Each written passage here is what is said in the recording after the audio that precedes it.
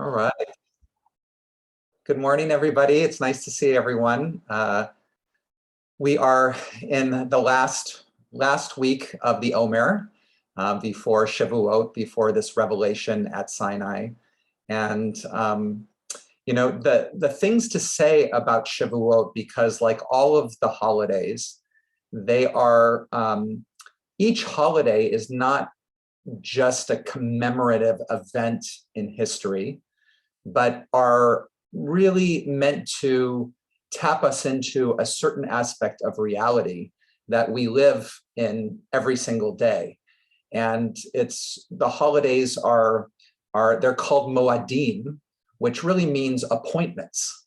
And when you talk about an appointment, right, appointment isn't just about time. An appointment is also about meeting, right? So if I have an appointment, I'm going to meet somebody at a certain time. And so a moed, as in a holiday or a Jewish holiday, is really a certain kind of appointment with God. It's a certain kind of appointment with a deeper aspect of reality than we may be used to experiencing on the day-to-day. Now, Shavuot, more than any of the other holidays, is very clearly independent of time. Right, so that experience on Mount Sinai it said that the voice from Sinai, Kol Gadol Velo Pasak, a great voice went forward and it never stopped. It never stopped. So this experience of Torah, experience of God, experience of revelation, right? And revelation is taking that what's hidden and revealing it, is something that is an ongoing process at every moment, not just encapsulated by a story that seems to hint at some time long ago. The other thing that's very interesting about Shavuot is, unlike all of the other holidays in the Torah, there is not a fixed date assigned to it. There's not a fixed date. Passover is going to be on the 14th and 15th of Nisan, right? Rosh Hashanah, Yom Teruah is on the 1st of Tishrei, and Yom Kippur on the 10th of Tishrei. And ongoing for all of the other holidays, they have specific dates, and Shavuot does not. The only way that Shavuot is referred to is that it is the 50th day of the Omer, right? So you only can know the date of Shavuot based on the date that you start counting the Omer, which has to be the second day of Passover. And you can know the date of Passover, but what it's really about is the revelation of Torah is connected to a process. It's not connected to time, it's connected to a process. It's the process of counting the Omer. And as we've been doing here, we've been aware that that process of counting the Omer is a process of reflecting on different qualities in ourselves, in the world, divine qualities, how they show up, qualities of kindness, qualities of boundary and judgment, qualities of compassion. And it is the result of the process of reflecting on these qualities that yields the revelation at Sinai, that yields the Shavuot experience, not based on a certain date. Now, we know in our because the calendar is fixed, obviously, we know that Shavuot is going to start on Saturday night, and it's in the calendar, June 4th. But and we know that usually because of the calendar, we can say that Shavuot is the 6th of Sivan because we can count from where Passover is. But the fact that the Torah does not specifically give it a date causes the rabbis to say, you don't just open up and say, I'm ready to receive what's deeper. You can, but the depth and the effectiveness of that is going to be connected to the process that we've gone through of really just trying to be a good person. That's really what the process of the Omer is ultimately about. How do I be a good person? How do I be a balanced person? How do I act in wise and skillful ways? And it's that kind of intentional process that leads to revelation.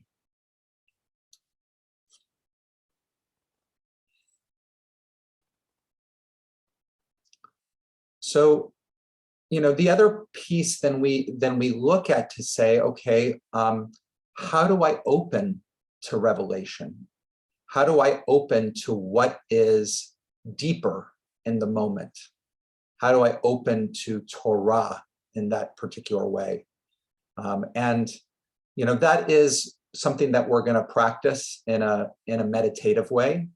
But simply, I think part of it comes down to the fact that time and space around this experience is not so relevant. Time is not relevant, in given that we're talking about the experience being connected to a process and not a date.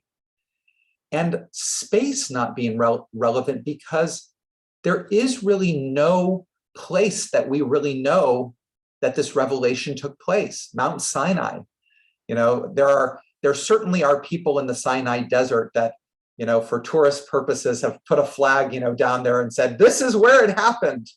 But there really is no real archaeological or, or physical space that we can say, this is where Sinai happened. And in fact, the tradition has resisted there being a particular space. And I think it's precisely for this reason, that in order to be able to be with what is in a deep way, we need to be able to let go of space and time.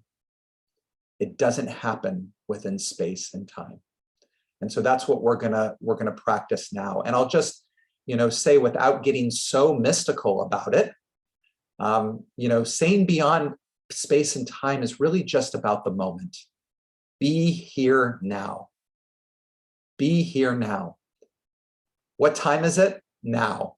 Where are you? Here, always, beyond space and time. Space and time is just the way that we try to track and keep a sense of control and order in our world by putting a mental process over it. But the reality of each moment is we are always here. It is always now. So let's get into a comfortable place to sit that you can be fairly still for the next period of time. And we'll begin with a melody.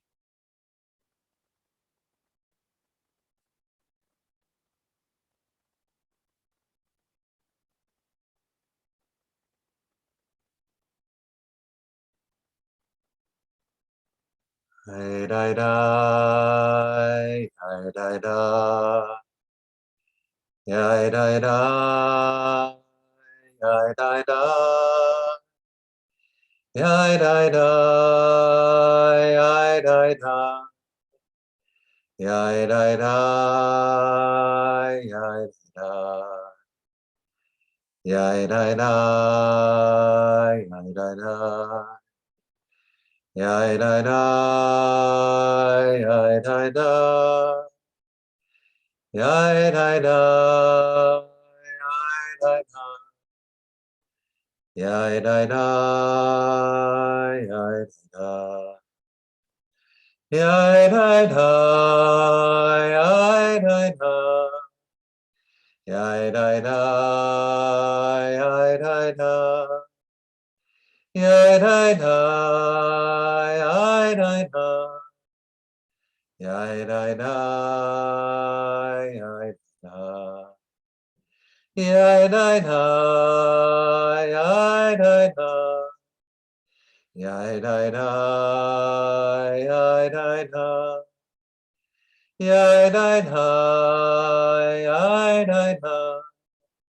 Ya da da, ya da da, ya da da, ya da da. Ya da da, ya da da. Ya da da, ya da da. Ya da da, ya da da. Ya da da, ya da da.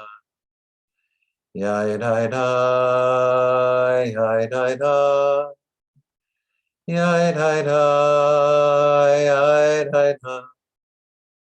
Ya da da, ya da da. Ya da da, ya da da. Ya da da, ya da da. Ya da da, ya da da. Ya da da, ya da. Ya da da, ya da da. Ya da da, ya da da. Ya da da, ya da da.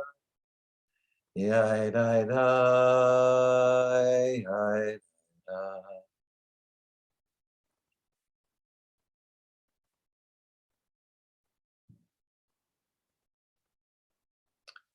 Just begin by placing your awareness in your belly.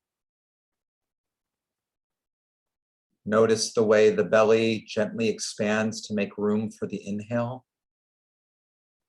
Noticing the air as it passes through your nostrils,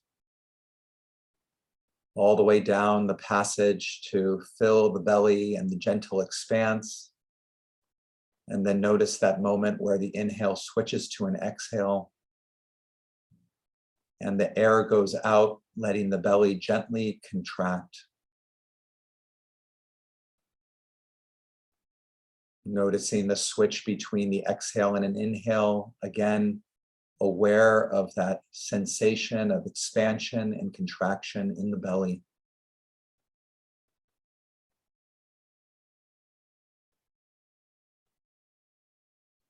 And as you are breathing into the belly, feel yourself rooted in the chair or the seat.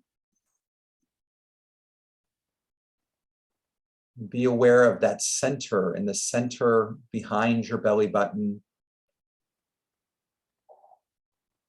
as it connects down to the bottom of your spine and as that roots you deep into the ground, allowing you to fully be here and fully be grounded with the expansion and the contraction, the inhale and the exhale. If you'd like, you can say the phrase to yourself as you breathe in and out, "It's perfect," or "It's whole."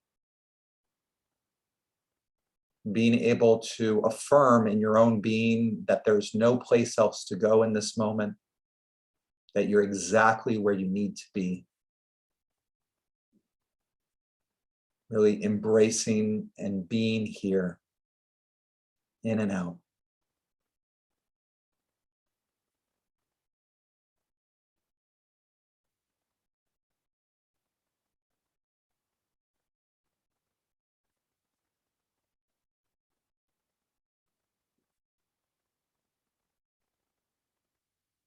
As you're aware of the inhale and exhale, expansion and contraction of the belly, bring your attention up to your heart area,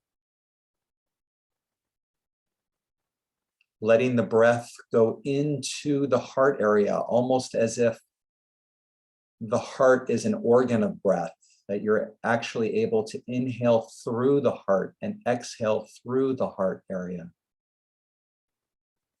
Still staying aware of that root, still aware of belly and center, but this time breathing in and out through the heart area.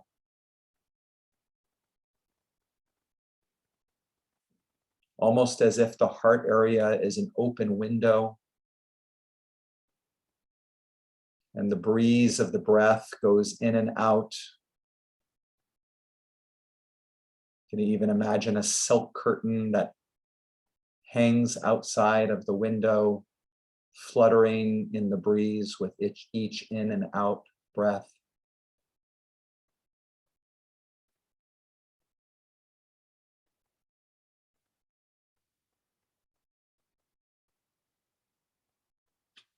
And as you breathe in and out through the heart area, embrace this moment, open-hearted.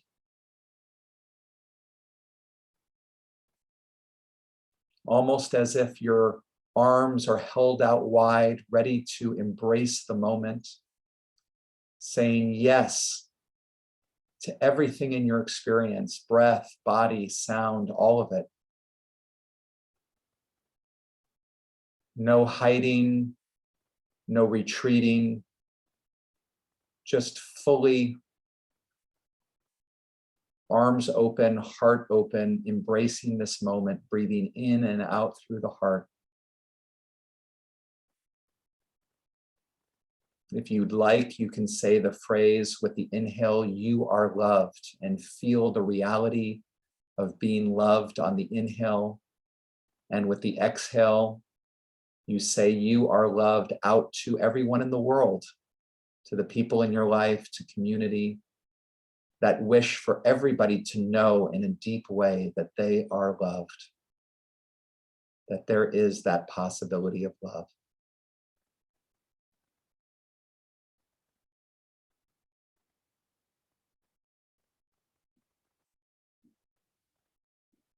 So with each inhale and exhale through the heart, we breathe an attitude of embrace, embrace of the moment.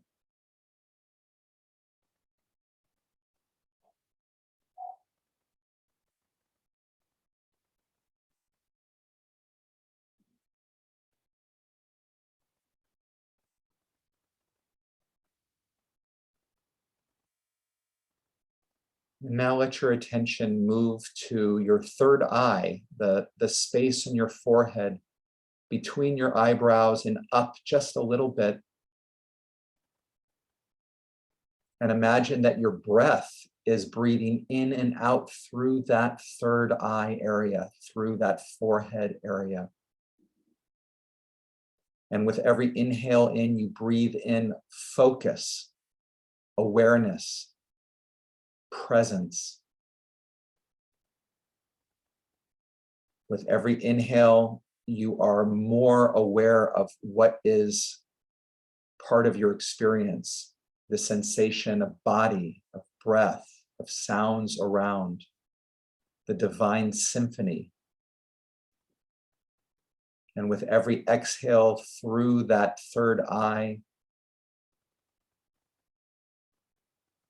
you strengthen that awareness. Almost as if you're breathing out totally clean, non-jittery caffeine. Just sharpness, awareness, focus, noticing the contact of your bottom and the chair and the shape of your body from the tips of your toes to the top of your head. The movement of breath in and out, the sounds around.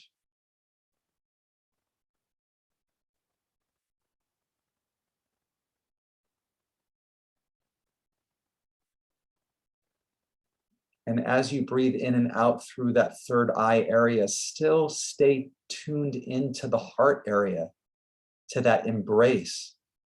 So now not only are you aware, are you focused on everything that's part of your experience, but from your heart, you are embracing it. You are open to it. Your very being is saying yes.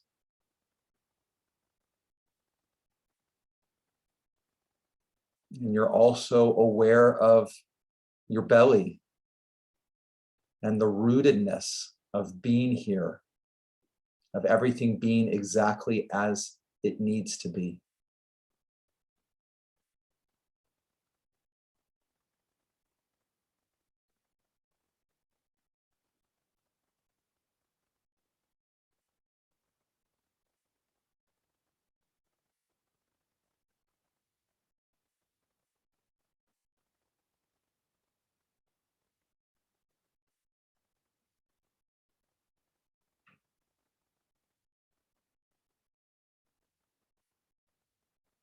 And so as you breathe and as you're open to these three centers, aware of belly, of heart, of forehead.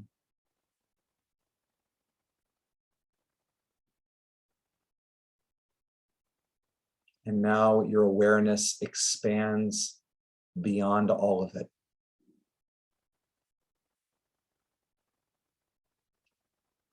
Being open to the reality of infinite depth in every part of your experience.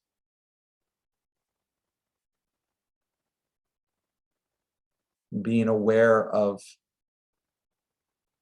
the infinite space that is your awareness, that is watching all of this, that is present with all of it.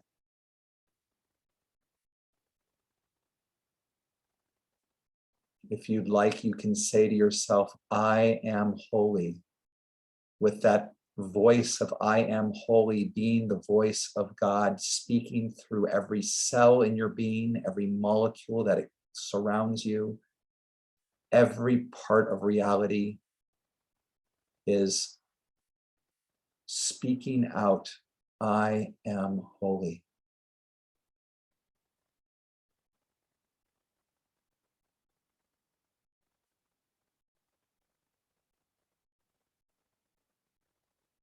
There are some traditions that say not only was the 10 Commandments given at Sinai, but only the first 2 commandments.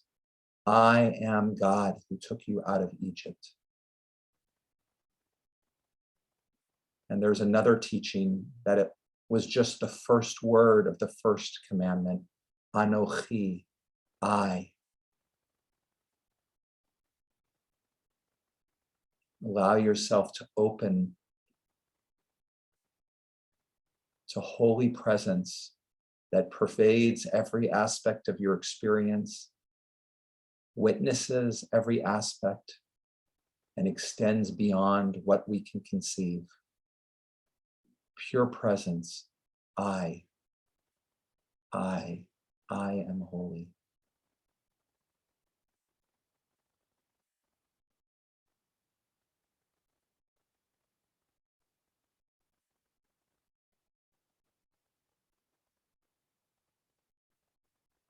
And there's another tradition that it's not only the first word, Anochi, but just the Aleph that was said at Sinai. Just the silent presence.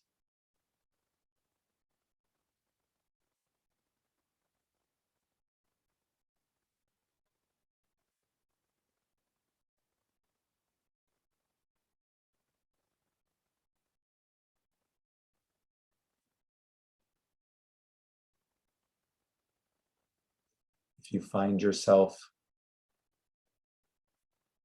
getting contracted around a certain thought or experience, kind of line up your different centers of your body of awareness, belly, heart,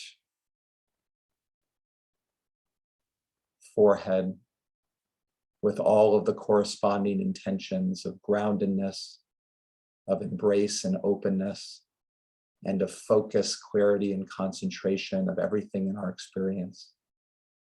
And once those are lined up, let them go into I am holy.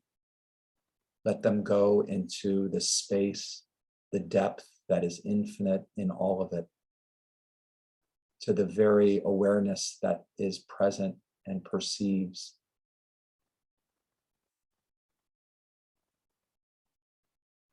Beyond time, beyond space. I'm going to be quiet now for the rest of our sit and just invite you to continue to practice this kind of letting go.